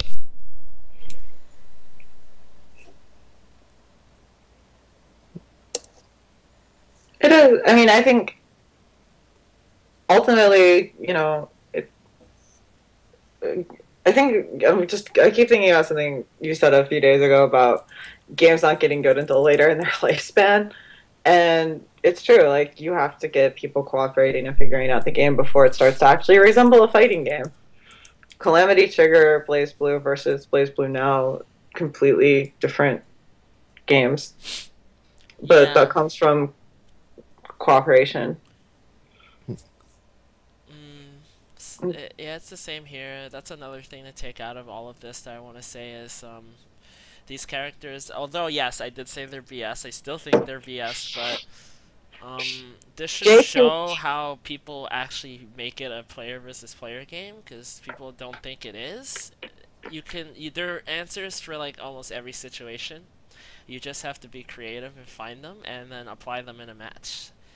Um, as BS as Shell, Everest, and Teddy are, you saw Soji and the banana play each other a lot and adapt and find answers to each other's characters, and you saw it turn from like, oh, Teddy is killing the banana because he doesn't know what the hell's happening, or Soji is getting killed because wow, what is a bite loop, to actual matches eventually. I think it's important to know Sochi did reset the bracket. Like the game was won on the games actually are really interesting in the player versus player. Like I think one of the really important lessons from watching all this is understanding that both sides were continually adapting and finding answers to both situations and to each other, and that this was not about, oh, I'm unfamiliar with your character. Like yes, of course that played a huge role in initial games, but that's not what grand finals was about. Yeah, Persona characters, there's a lot to have to fight against, but it's possible. It's not a thing. It's a thing that works. Yeah, the game actually looks like a game at this point. We're 3 years in with this series now, I think. 3 years with Persona. It's starting to look like a fighting game looks basically. Um, yeah, Yeah, I don't know. I hope and, people play it. and plus, even if it's BS, like it's more that you can have fun with the BS, which is the important part. It's I mean, everybody has Yosuke and Shadow Lovers and a lot of the top tiers, but it's like a love hate relationship, I guess. I mean, people play Narukami Marvel. J2B. I spaced that, okay? I know it's Yes. very well spaced. Pixel perfect. Oh God. Okay, See, before I start having nightmares, we should probably say goodnight before this turns into a meme fest. yes, but yeah. Thanks for watching the stream, and if Yes, you wanna if you wanna see more of these streams, definitely follow Neo_Orgia on Twitter. Follow me if you like bananas, and you like fighting games and academia references. I like bananas and snow leopards. Wow. but yeah, we'll continue this probably with what is it, the Atlas 5v5s? I mean, We've had first to requests for fives. certain. We actually have. We've had requests for analyses. So if there's anything you want to see, please let me know. Like, give me feedback on Dustloop, Twitter, wherever you feel comfortable. This is our first time streaming, so hopefully it went all right.